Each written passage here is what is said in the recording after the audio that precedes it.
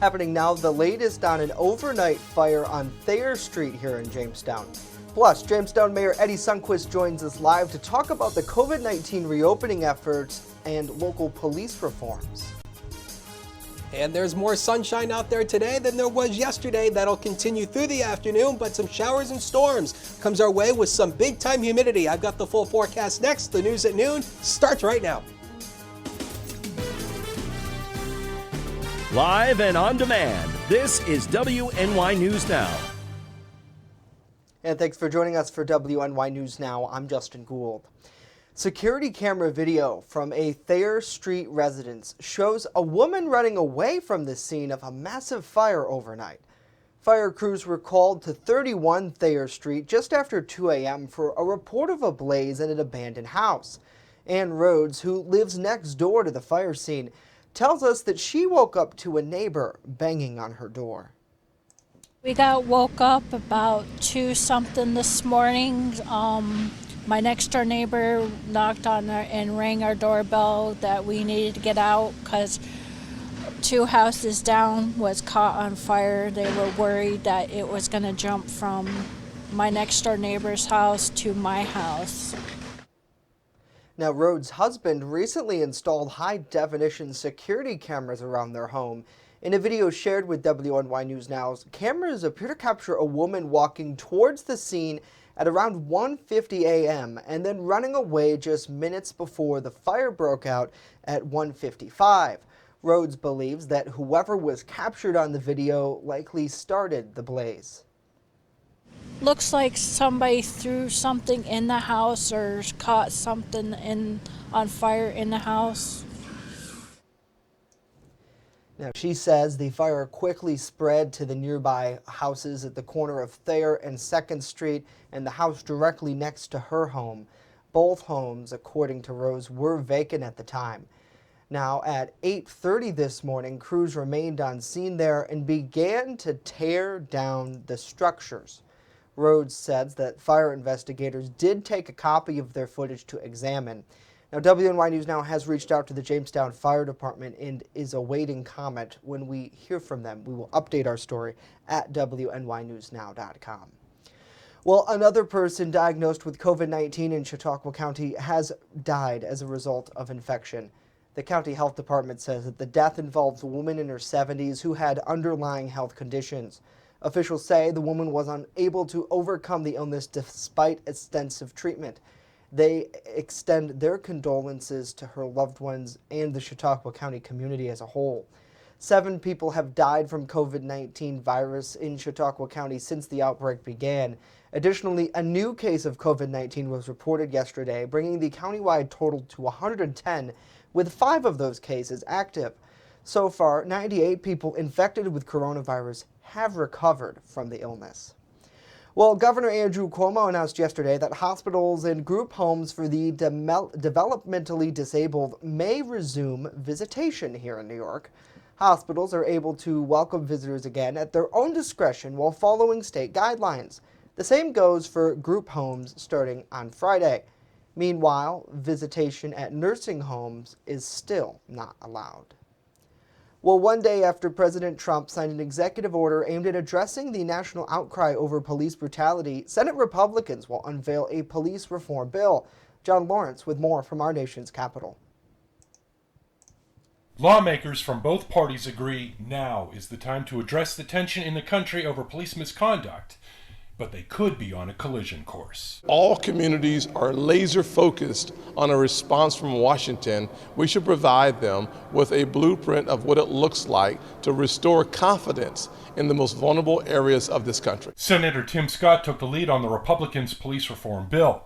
The 106-page proposal does not include a federal chokehold ban, but state and local governments won't be eligible for grants if they don't enact a ban, except in instances where lives are at risk. That's something that we find appropriate because it's certainly better than having the officer have to shoot someone. Senate Minority Leader Chuck Schumer blasted Republicans for taking a narrow approach. Now is the moment for real, lasting, comprehensive change. We cannot merely make some changes around the margins. While Majority Leader Mitch McConnell dismissed the House's Democratic police reform proposal, saying it won't succeed in the Senate. As the partisan bickering and mass protests continue, police officers keep suiting up for their jobs. Part of that whole de-escalation thing is when you arrive on scene is to look and listen. Most important skill or your tool is your brain and your communication skills. I'm John Lawrence reporting. John, thank you. Here in New York State Police are now required to wear body cameras. Lawmakers have also created a law enforcement misconduct investigative office. That office, they say, handles misconduct complaints about any local law enforcement agency statewide, allowing for an independent review of complaints of misconduct from those law enforcement agencies. Well, Chautauqua County Clerk Larry Barmore says that he expects to release more information later this week discussing the reopening status of county DMV offices for in-person visits. Now, when those offices do open to in-person visitation, it will be for driver's license renewals and upgrades and driver's license testing only. Barmore asks that all people coming to the office wear a face mask and practice social distancing. The clerk adds that effective Monday, all county clerks in the county clerk's office in Mayville is open for the public. He says his office is still accepting mail-in recordings where appropriate. For more on the DMV and their status, check out our story right now at WNYNewsNow.com. Well, we thank everyone for joining us here for a WNY News Now on this Wednesday. Gotta say hello to Justin. Hopefully you're doing well. Good to see Tabitha. Good to see Lakeith, Butch, David, and Joseph joining us as well. Hopefully everybody is having a good day. Let's now get a check of our First Defense weather forecast. That's with Chief Forecaster Dakota Hunter. Happy Wednesday, Dakota. Happy Wednesday, Jay. We're halfway through the week already. Can you believe it? We're just about halfway through the month of June. Man, the year is flying by, even though it feels like we've been stuck in 2020 for probably 15 years. Anyway, here we go with a live look coming from the Seneca Allegheny Casino in Salamanca, and it is very sunny out there. But again, notice this dew point number of 50. The dew point is still relatively low. And again, we talk about the dew point a lot. That is the moisture retention in the air. The closer the dew point and the air temperature are, the more humid it is. So right now we're not dealing with any muggies. Nothing returning on the radar today, not even a whole lot in the terms of cloud cover either. We had more clouds yesterday, but today they've all cleared out for today. So today should be mainly a sunny day. In terms of the allergies, we're all dealing with this stuff. I mean, I totally feel you here. Tree pollen has now spiked into the high category. Grasses are still high, but weed and mold pollen is still very good. Ragweed pollen, that's what I'm talking about, not that. Anyway, 75 over 51 was the high and low yesterday. 94 and 36 are in the record books for this day. So through the afternoon today, let's rewind that videotape and do it over again. It stays comfy though. Dew points up just a little bit, but with a light wind, not bad. 77 on the hills to 85 near the immediate Lake Erie waterfront with a northeast wind averaging less than 10 miles per hour. We have up the rain chances for the next couple of days, just in scattered nature, but some widespread rain possibly the second half of the weekend into early next week. We'll break it down in a few. Justin? All right, Dakota, thank you very much. Coming up next, we have a lot more to tell you about. Jamestown Mayor Eddie Sundquist joins us live to address the current COVID-19 reopening efforts as well as police reforms and other topics. Stay with us as WNY News Now continues.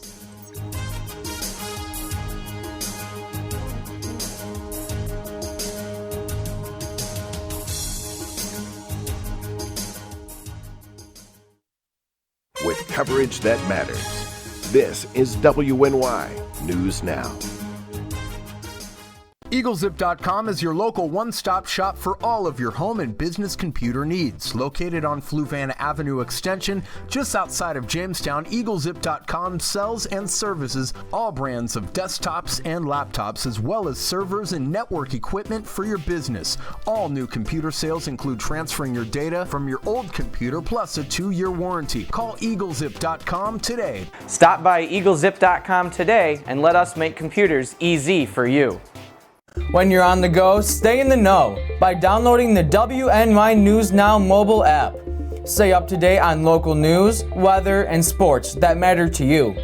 Plus, subscribe to breaking news and weather alerts from the team that puts coverage first. In addition, watch news as it happens with the Southern Tier's only 24/7 streaming network. Download the WNY News Now app right now. It's free on the Apple App Store and Google Play Store. You're watching WNY News Now, where coverage comes first. And welcome back to WNY News Now. We officially entered Phase 3 reopening yesterday, allowing additional beauty services and indoor dining. Joining us on the broadcast to talk about the current reopening process and other big topics happening in the city of Jamestown is Mayor Eddie Sundquist. Mayor, thank you for joining us today. Thanks for having me. On that note of Phase 3 reopening, what have we seen so far in that effort to get businesses back up and running following the COVID-19 shutdown? Well, the Phase 3 reopening for Western New York includes restaurants that'll be at a 50% capacity, as well as personal services, things such as nail salons, waxing, tanning, those other personal services that we would normally get in a complement to maybe hair or other salon or spa services. So we're excited to lift the restrictions on those businesses and start to continue to open up Western New York and Jamestown in particular. Now, unfortunately, we've seen many businesses have to close their doors because of the financial struggles they've faced from being closed for so long. Is there anything that the city can do to help some of these places who are struggling from the shutdown? So the city is getting ready to implement a program through funding we received from the federal government, specifically through Housing and Urban Development, through our Community Block Grant Program. We have about $300,000 in a fund for small businesses that are in the city to help them with expenses related to COVID, whether that's trying to re-prepare their business given the new precautions, or whether that's trying to make their commercial rent payment or their mortgage payment, or even just trying to make sure that their employees got paid during this period. That application should be coming from our Department of Development shortly. We've been waiting on clearance from the Housing and Urban Development Agency federally, and we're expecting that anytime. Now, we've had many people ask us as to when we'll start to see those parks and park playgrounds, specifically in basketball courts, reopen. I know we talked last week, and you said that officials are working on it with the Parks Department. Have we come to any sort of decision on that yet? We're still working on it. The reason we say that is because, A, we're still trying to clear up all the remainder of the trees that came down during the windstorm from last weekend. That actually takes a lot of time to both not only clear up, but remove the stumps in order to protect the area and the roadways and sidewalks. But in the meantime, we have been working with the Parks Department to find a way to safely disinfect the park's equipment before we open it. We're very concerned about the safety of our children, especially when using playground equipment. So we want to make sure that when we open it up, we do it right and we do it correctly. And we do it to ensure that our children are safe using that equipment. Yeah, certainly. And I know a lot of people are probably itching, especially the kids, now that they're in summer vacation officially, even though working from home sometimes could be like a vacation. We've heard from many parents out there who have a new appreciation for teaching, and I know that that really is your background. So you come from that, and especially working with children. I wanted to switch gears a little bit and actually ask you about our top story today and this morning's fire.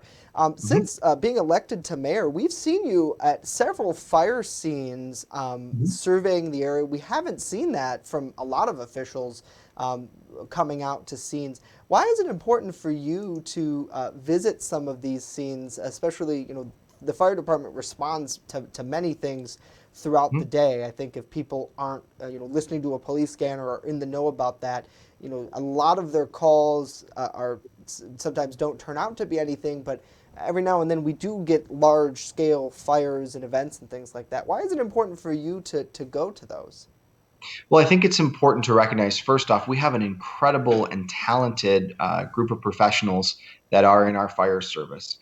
But more importantly, whenever there is a large structure fire, or whenever it is starting to impact our residents and moving them out or moving them away from their home, this really impacts the entire community. So although I go and I let our professionals do their job and take care of the fire, my role there is really just to make sure that the folks that are displaced are finding the help and support that they need during this time, but also to assure the community that we're going to take care of this, that we're going to get through this together. It really breaks my heart that today I was actually at the fire scene where we've lost 2 homes and a third one being badly damaged.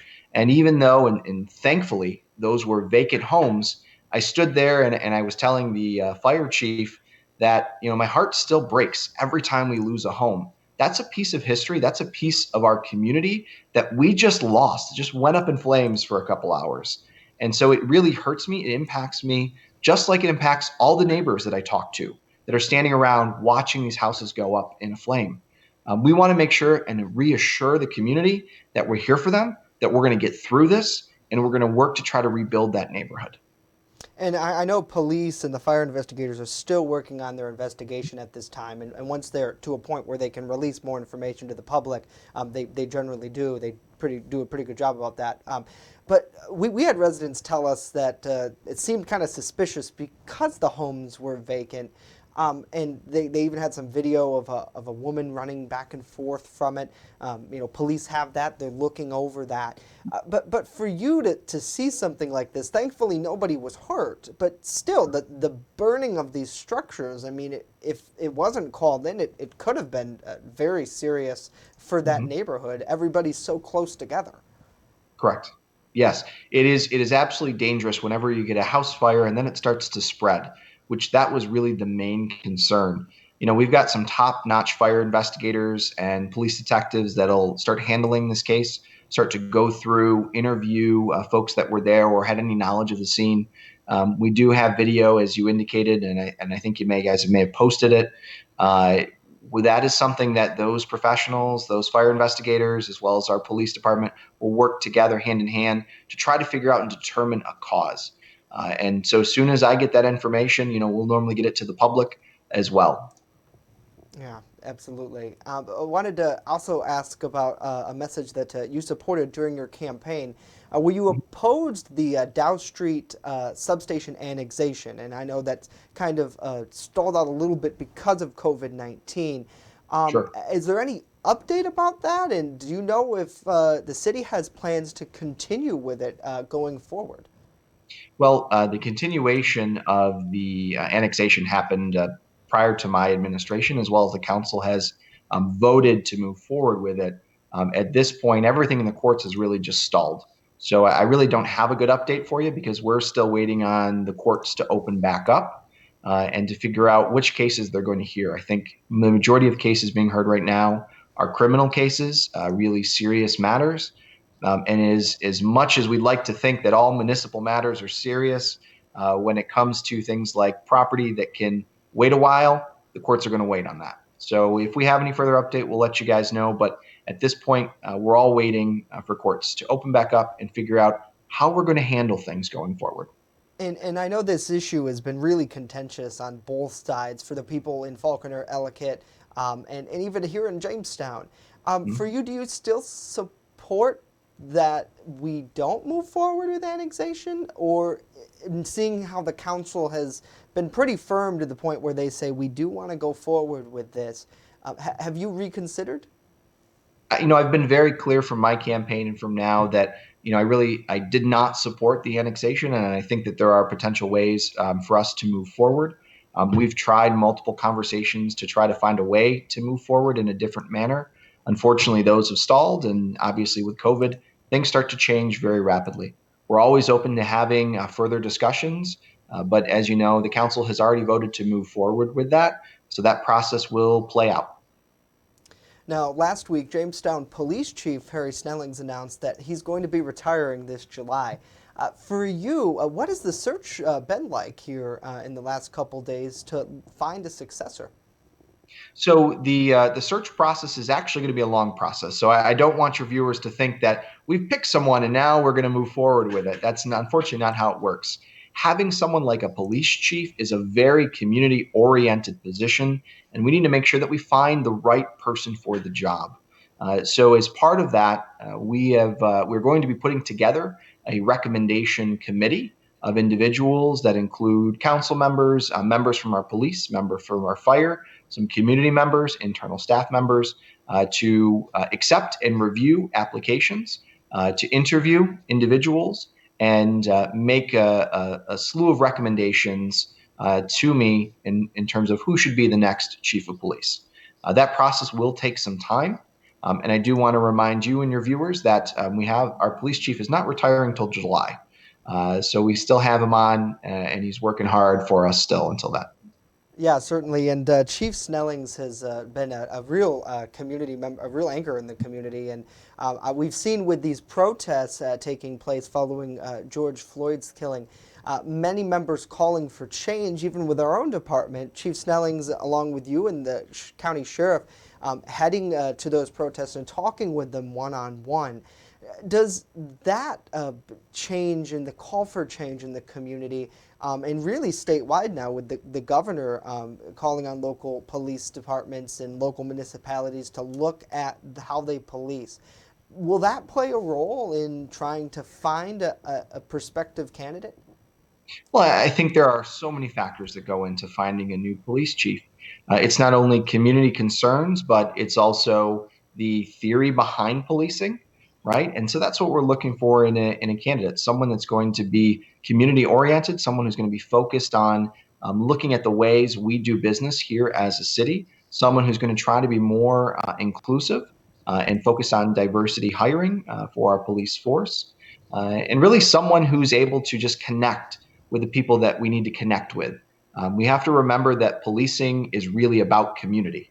And so we need to be able to find someone who's able to focus on that and make sure that our policies and procedures also focus on it. And to that sense of community, you recently announced that you're going to reinstate the Human Rights Commission here, and had an open call to those in the community to apply to be part of that group. What specifically do you want the commission to look at and do, and who do you want to be on there? Yeah. So, I'll tell you right now, Justin, one of the biggest things is we did an open call for applications, and we've got well over 60 applications for people to be on this committee with only 12 spots. So we have a lot of work to do ahead of us to go through these applications, better understand, interview, and talk with those individuals. We're looking to create a committee whose purpose is to really help bridge the gap in the community for tensions related to religion, tensions related to race, tensions related to nationality. In addition, we're going to be asking that committee to help us as the city become more diverse and more inclusive in our policies, whether that's hiring policies or whether that's training that we do. I really find that this committee could help us and provide that community voice to make our city, better and more progressive.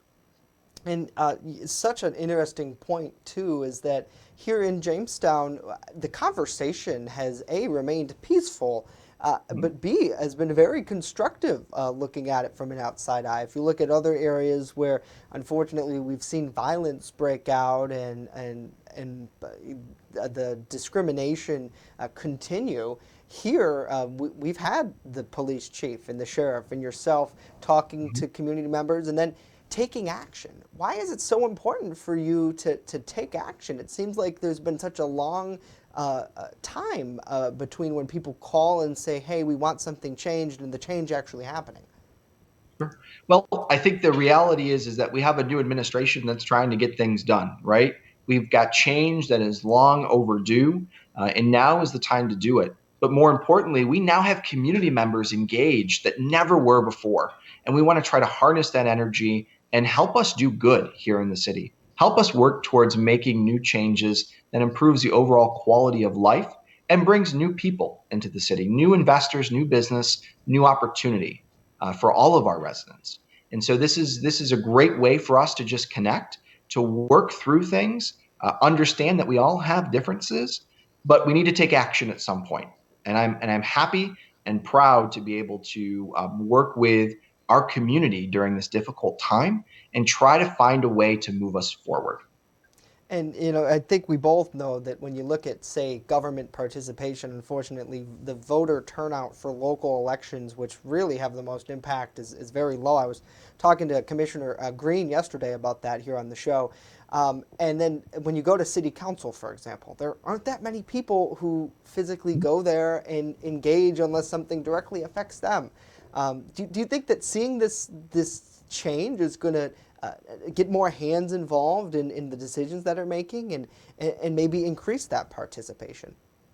It's my sincere hope. When I first came on as mayor, We actually started live streaming our city council meetings so that if you couldn't make it, you could at least watch, you can comment, you could participate. And we've actually seen viewership of that grow over time. At the last council meeting, not this Monday, but the Monday prior, we had well over 350 viewers for our council meeting, which is incredible. That's a lot of people who are tuning in, who want to actually take action and really do good for the community. And we want those folks to be engaged, to write letters, to come and speak, to be a part of the community, give us suggestions, give us feedback. That's how government gets done. Yeah, and as you mentioned, if I can quote you from the previous protest where you and Chief Snellings and the sheriff were there, you said we got to start somewhere, and this is certainly a point of action, and we'll certainly see where it goes. Mayor Eddie Sundquist joining us today. Mayor, thank you so much for your time and for joining us. We really appreciate it. Absolutely. Thanks for having me. Now let's get a check of our First Defense weather forecast with Dakota.